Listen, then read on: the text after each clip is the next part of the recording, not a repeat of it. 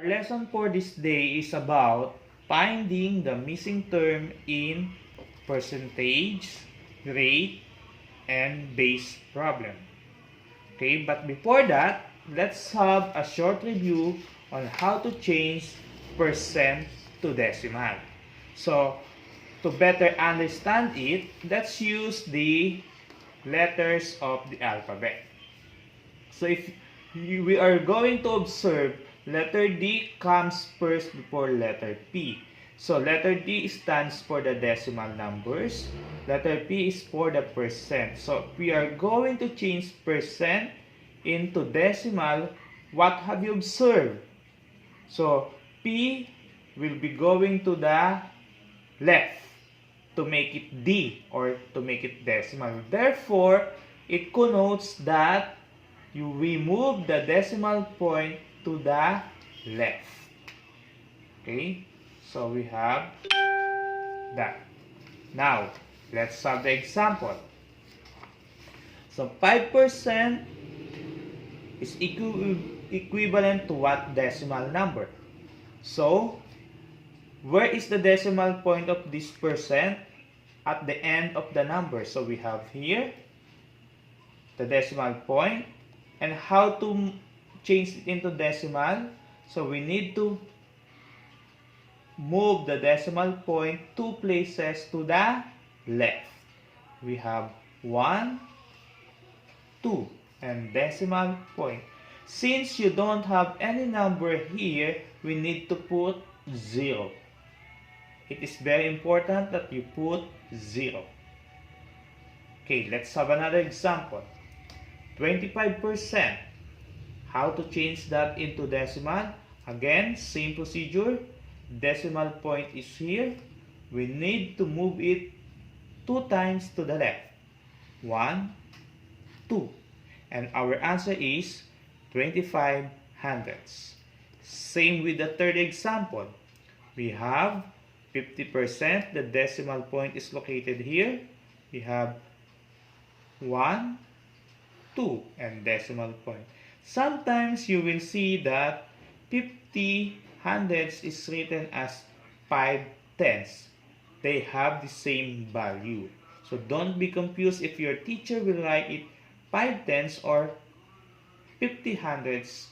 They have the same value. They are the same. Okay, now let's have decimal to percent. So going back to the alphabet, decimal going to percent. So what does it mean? The decimal point will going to the right. Okay, so let's have the example. So I'm using the same numbers. We have 5 hundredths, change it into percent. We have moved 2 places to the right from the decimal point. 1, 2.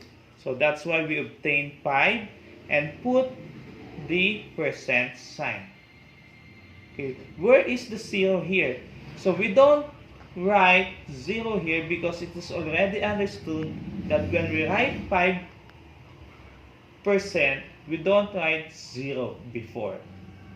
Okay, the proper way of writing 5 is just number 5. Now, let's have example. Number 2.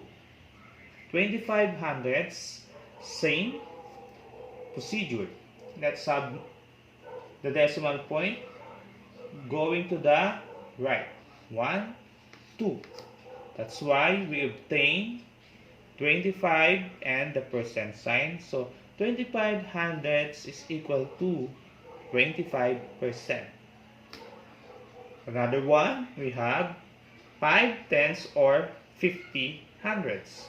So we move the decimal point. So since we need to move it 2 times to the right, 1, 2. There is no number here, so we need to put 0. Same with this, we have 1, 2. So that's why we obtain 50%.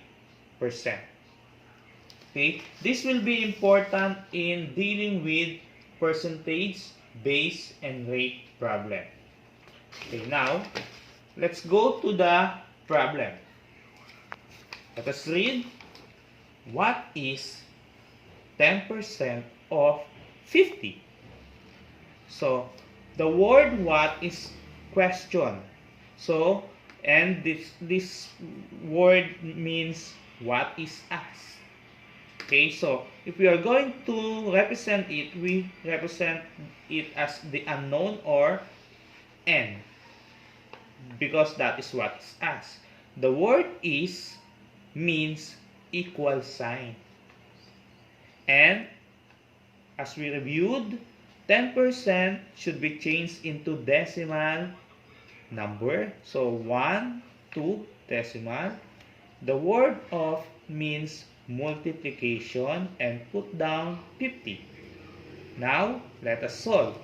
You can either multiply 50 times 10 hundredths or 10 hundredths times 50. You will obtain the same answer. So, for now, we have 50 times 10 hundredths. So, 0 times 0 is 0.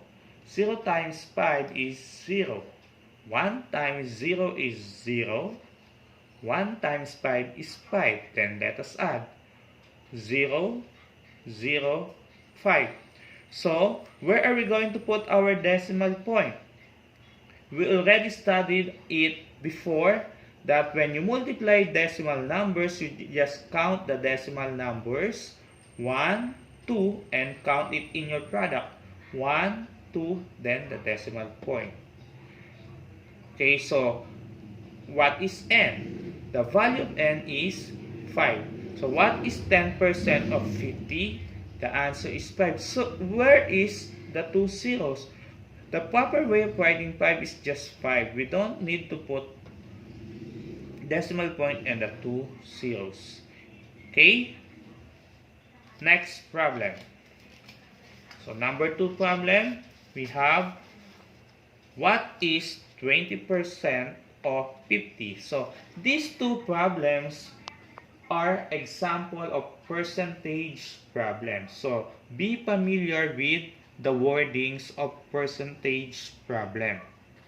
Okay, now let us represent. So what will be represented by n is equal. 20% is 20 hundredths. The word of is times and 50. Okay, then let us solve.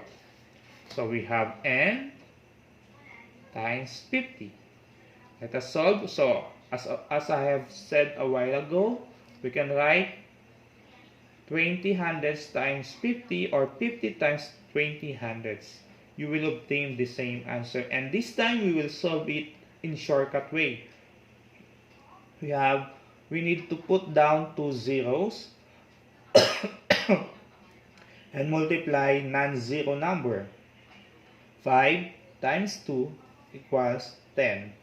Then count the number of decimal numbers. 1, 2, 1, 2. Then put your decimal point here. So what's the value of n? N is equal to 10. So what is 20% of 50? The answer is 10. And that is percentage problem. Now, let's have another problem here. 50 is 40% of what number? So let us represent that. Have 50. The word is equal. 40% should be changed into decimal. That is 0.40 or 40 hundredths. The word of is times. And the word what number is our letter n. Now, after that, so we have that.